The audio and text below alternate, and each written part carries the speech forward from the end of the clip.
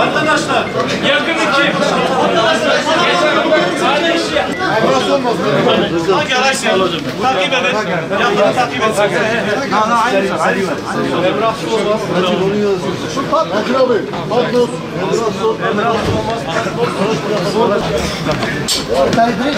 Henüz erdiş. Bizim adam.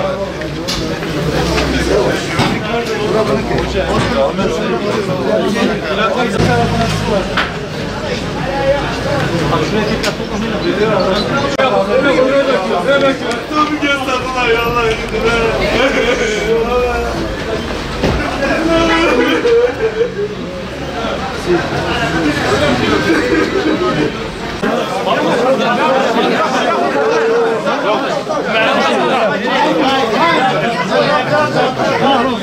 Bak şu arkadan dolaşın da parasını oraya geçin zaten. O ortadan niye geçiyor? Ön taraftan dolaşın ha bak. Ön taraftan dolaşın.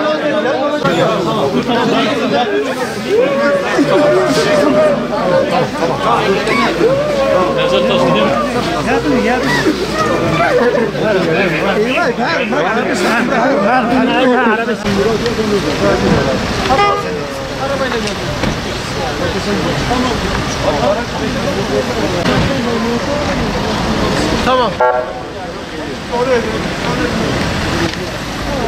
Cenazelerimizi teker teker teslim edeceğiz. Şu an savcımız başlıyor. Onu bildirmeye geldim.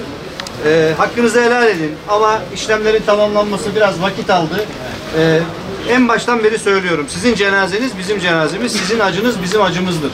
2 gündür biz de gecesiz, gündüzsüz, uykusuz, sabahtan akşama kadar bu meseleyle uğraşıyoruz. Hamdolsun bitirdik. Şimdi bu saatten sonra artık cenazelerimize vazifemizi yapacağız.